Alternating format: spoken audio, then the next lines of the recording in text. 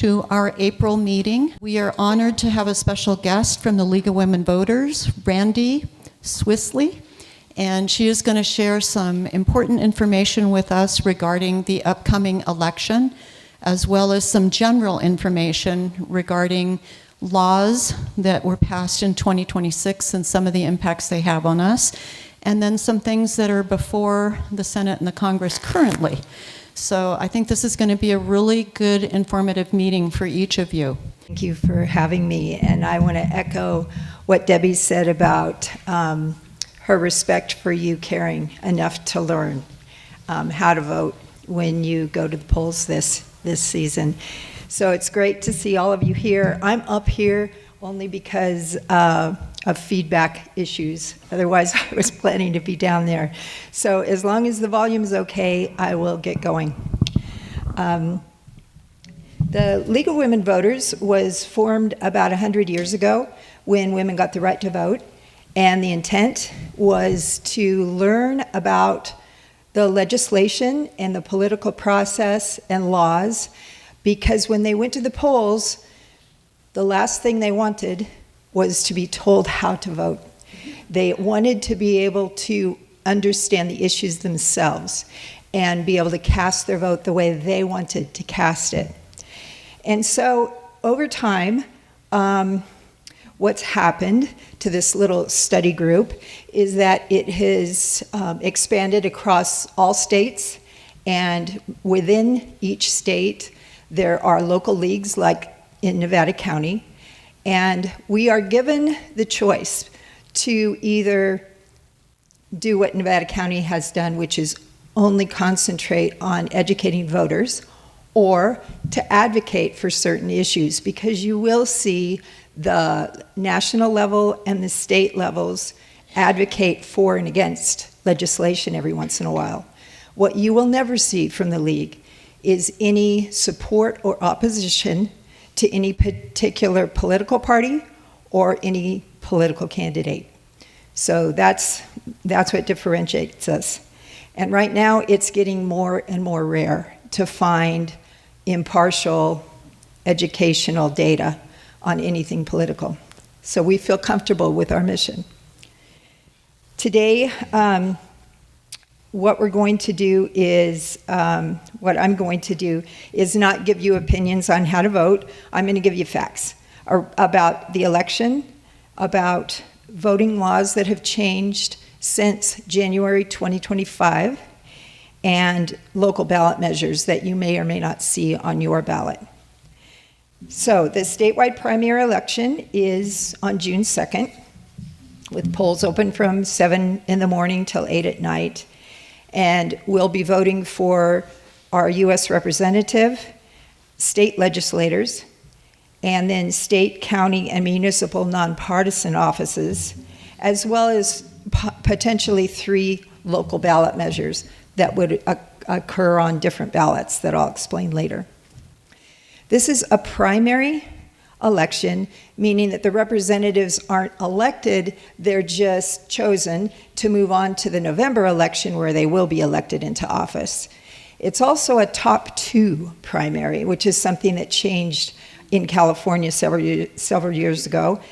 And what it means is that the top 2 vote getters for representatives are the 2 that move on in November. And it doesn't matter if both of them are Republican, or if both of them are Democrat, or if one of them gets 75% of the votes and the second one gets 10%, the top 2 still move on to November. So that's how that works. May 18th actually is the last day to register to vote, just so you know.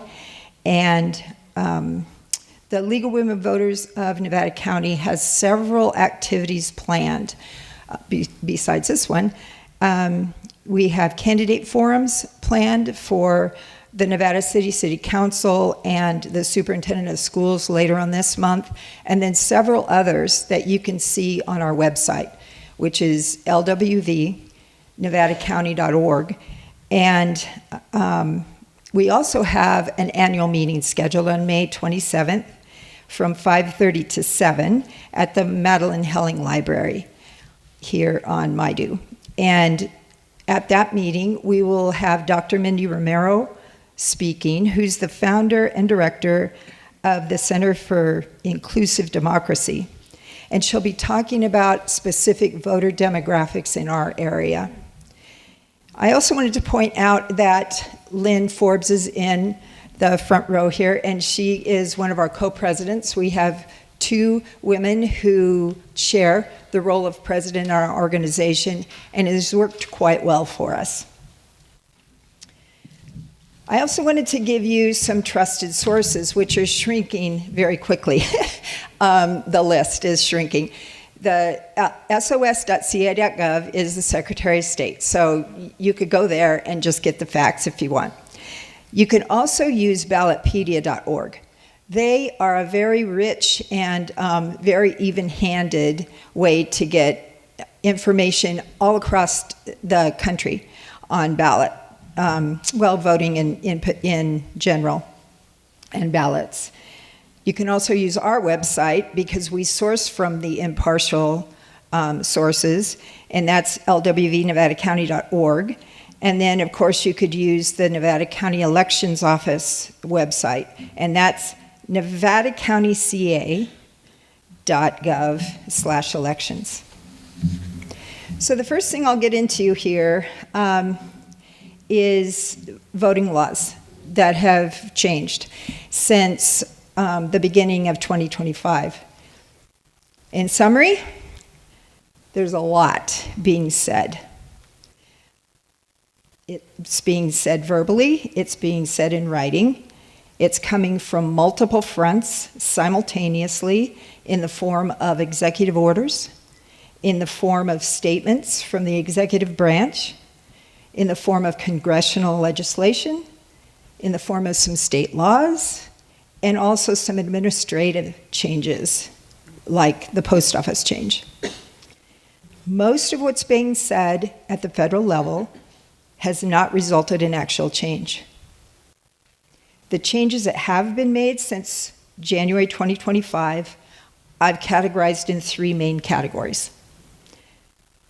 The first category is the post office change.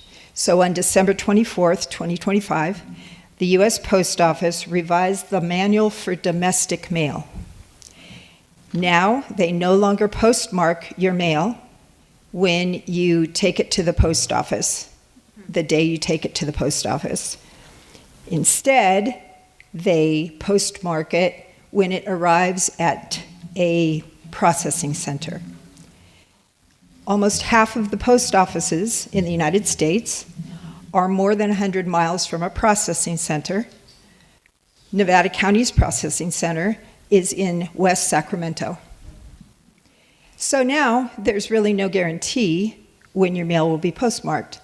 I've seen or read, it'll be several days or a week, but really there's no guarantee. Really there's no way to know. It is a new process and there is additional steps there. So it's impossible to tell how long it would take. The reason this is an issue for voters is because in California and actually in 14 other states, the states count mail-in ballots received after Election Day. And they only do that if they're postmarked before Election Day and also received within 7 days after Election Day. You still have 3 choices for your ballot. You can go into the post office still, and you can ask someone behind the counter, a worker, to postmark it manually, and then you'll see the postmark on it. You can also put your ballot in a drop box, and there will be more than a dozen of them in Grass Valley, Nevada City, Penn Valley, North San Juan, and there's even 5 in Truckee. You could also vote in person at 8 to 10 different locations called vote centers across Nevada County, and some of them will open as early as May 4th. Okay, so that's the first category. The second category of changes is within states. At least 16 states in our country have enacted new laws that have restricted voting access. This is notable because for the last 5 years in our country, voting access has been expanded or made easier or more accessible. And so this is a move in the opposite direction. And that's within the country. The third category I'll talk about is just our state, California. There have been 2 new laws enacted since the beginning of 2025. Actually, January 1st, 2025, what happened was California prohibited local governments throughout the state from requiring a voter to present ID when they cast a ballot. That's never been a law in California, but what happened was a local jurisdiction in Huntington Beach enacted a law that required voters to present ID when they voted. And so the state came back and said, no, that's not going to happen. And so that does preempt any local law. The state law preempts any local law. That was one of the laws that's changed. The second law changed with a vote from voters in November 2025 when we passed Proposition 50 that temporarily changed our congressional districts until 2030 to create 5 new districts that favor Democrats in response to Texas's redistricting that favors Republicans. So that's it. Those are the only 2 laws that have changed in our state. And actually, I'm done with all the actual changes. Okay, so it sounds a heck of a lot simpler than it was to gather that data, because there's a lot of noise out there. Okay, as if you haven't noticed. Okay, so let's go into potential changes, and all I'm going to cover with regards to potential changes is legislation that's currently in Congress. I'm not going to cover, the he shed, she shed. So there's 2 bills in Congress, neither of which have been approved, and both of which could be changed or before they were approved, and both of which could die in Congress at the end of the session if they're not approved. They could have changed during this meeting. So what I'm going to do is tell you what I've learned about them as of a day ago. Oh, by the way, this session of Congress ends in January of 2027. So that's when they would die a natural death. Okay, the 2 bills, one of them is called the MEGA Act and one of them is called the SAVE Act. I'm not going to go into the details of the MEGA Act because in general what it is more restrictions than the SAVE Act, and so has a lesser chance of passing than the SAVE Act does. And the SAVE Act is not exactly sailing through. So that's what I'll cover for now. The SAVE Act was introduced on January 30th, 2026 to the House. And by the very next month, in February, the House had approved it and passed it on to the Senate for approval. Then it sat until probably a couple of weeks ago. So now I have to tell you what a filibuster is, which is not a pinpoint discussion. What a filibuster is more of like a nickname, I think of it, as for a situation, for how to handle a situation when a minority party clearly and strongly opposes a bill. A silent filibuster is what this bill went through from the time that the House gave it to them until a couple of weeks ago. And what that means is it just wasn't introduced. So the head of the Senate just didn't even introduce it for discussion. A talking filibuster on the other end of the spectrum is when the bill is put up for discussion before a vote, because all bills have to be discussed before you vote on them. If it's formally introduced and put up for discussion, no other business can be conducted until it's voted on.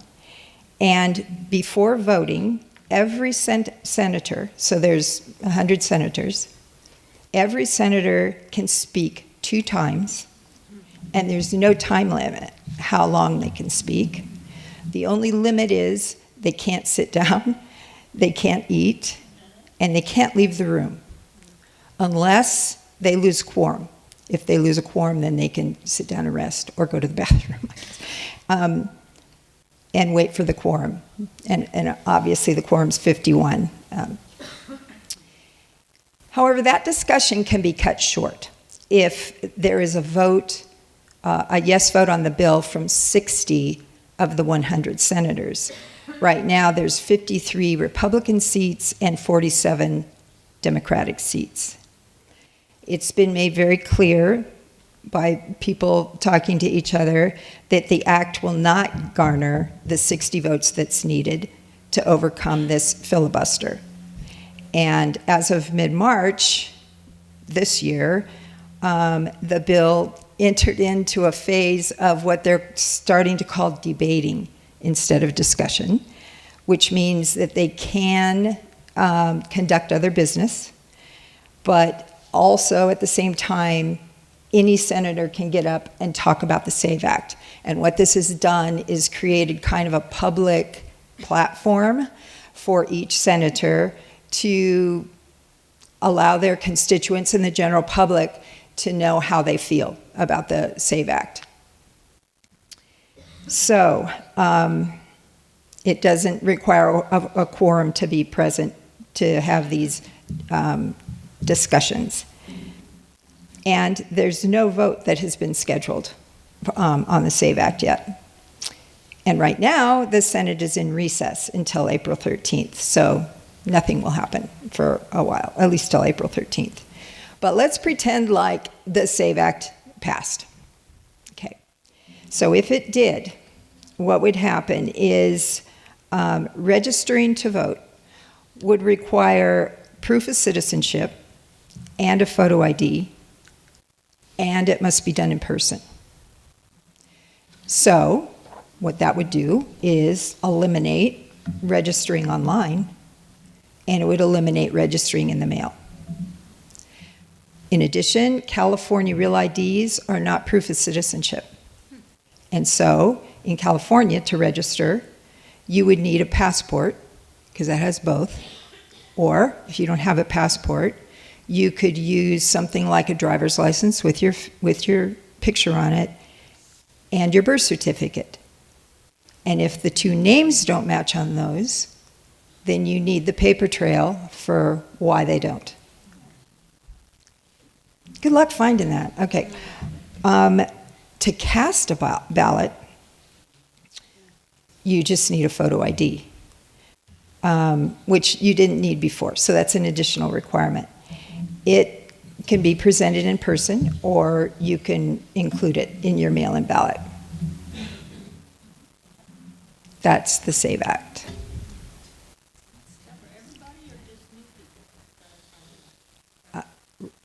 That's just new. Excuse me, I should have pointed that out. To register to vote, if you're already registered, you don't have to re-register right now.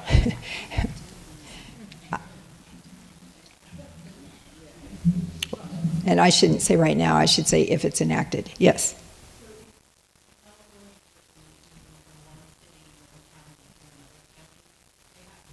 Yes, they do. That was a good question. I should have pointed that out too. If you move, you always have to re-register if you move. So yeah, that would require the new requirements. Yeah.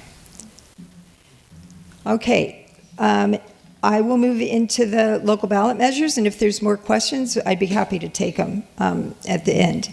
So Measure H is a measure you will see on your ballot if you live within the Nevada City School District. It's a school bond for pre-K kindergarten through 8th grade in Nevada City. And the question is, shall the Nevada City School District issue a $26 million bond to raise $1.6 million annually? So this was placed on the ballot with a unanimous vote from the Board of Trustees of the Nevada City School District. And that district primarily covers Deer Creek Elementary as well as Seven Hills Middle School. Some of the facilities are more than 50 years old, and the way school bonds work, in case it's not clear, is that it's a bond that the district sells to investors, and then they pay back those investors over time with interest, and the payments come from property tax assessments that are made within that district. So if you do not live in the Nevada City School District, you wouldn't see the assessment. That's why they're the only ones being asked. What Measure H would do, it would require 55% of the voters to vote yes, and then it would finance very specific school facility projects. And some of the ones they list are repairing leaky roofs and decaying water pipes, improving school security systems and fire safety, upgrading hands-on science and early job training, improving school pickup and drop-off areas, ensuring the sprinkler system and the alarms are reliable and evacuation routes are clear, and then also outfitting the school to function as a community emergency shelter. All the funds would stay local. No funds would be used for salaries. And an independent citizens oversight committee would be established by the Board of Trustees to ensure that all the expenditures were according to the measure. So if passed, the property tax of about $30 per $100,000 of assessed value. So if you are assessed at $200,000, then you'd see a $60 increase. That would be levied to all property owners. What, you don't own a house that's $200,000? Not anymore. Might have bought it. Anyway, that would be levied on all property owners within that district, and then the Nevada City School District would collect an additional $1.65 million per year. And then part of that money would obviously go towards repaying the $26 million bond, and the tax would go away when the bond was repaid. So supporters say, and this is not a league opinion, this is just opinions I've been able to garner out of the press, so I haven't vetted any of them. But supporters say improvements are needed to better prepare the students, and that passage of this bond measure could qualify the school for matching funds from the state. And opponents say that the school accountability report cards show that the facilities are in good condition and that enrollment is falling, and that the district may eventually be forced to abandon the facilities that it improved. 7 minutes.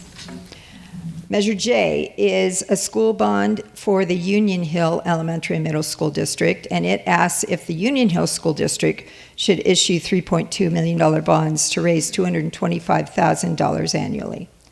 This was also placed on the ballot with a unanimous vote from the Board of Trustees.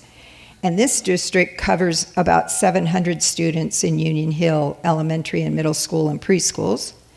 And some of their facilities are 85 years old. So the district worked with a committee of parents and teachers to develop a facilities master plan. And if 55% of the voters vote yes, then the district would be authorized to sell the $3.2 million bonds to provide specific types of projects identified by the Board of Trustees, for the same, for roofs and drainage repair, replacing 25-year-old HVAC units, improving school security systems, improving the pickup and drop-off areas again, painting and remodeling inside and outside the buildings, repaving the grounds, and installing straight shade structures outside. It would also require an annual performance audit and annual financial audit. No funds would be used for salaries here either, and it would also have an independent citizens oversight committee that was established by the Board of Trustees. So, if it's enacted, it would increase property tax at the same rate, $30 per 100,000 of assessed value, and it would generate about $225,000 annually. The final year of the tax is estimated to be 2052 to 2053, and the projects will not require state matching funds to complete. So I've found supporters saying that funding from the state typically takes years to acquire, and implementing the master plan is far beyond the current district funding, and that schools are built according to dated safety and educational standards. And I can't find any opposition, but it's still early, so it could surface. The last thing I'll talk about is Measure K, which is specifically for the town of Truckee and specifically for roads. So what it asks is, shall the 0.5% sales tax increase that was implemented back in 1988 be renewed until voters end it? So it was placed on the ballot by a unanimous vote of the town council, and back in 1988, 2/3 of the Truckee voters imposed this 0.5% sales tax increase for road maintenance, and then they renewed it again in 2008. So it would require 2/3 vote, yes vote, to pass, and what it would do is authorize the town to retain that 0.5% sales increase that was imposed in '88, and the funds would be used exclusively for maintenance and improvement of roads in Truckee, and the Truckee Town Council would solicit involvement from the public during their annual budget process on how to allocate the funds. Again, an oversight committee would be established to audit the maintenance and projects that were funded by the measure. It would generate about $4 million annually. Supporters say that without the renewal, the tax is set to expire in 2028 and would result in significant impact on road quality and safety. Opponents say that Truckee already has a relatively high overall sales tax rate of 9%.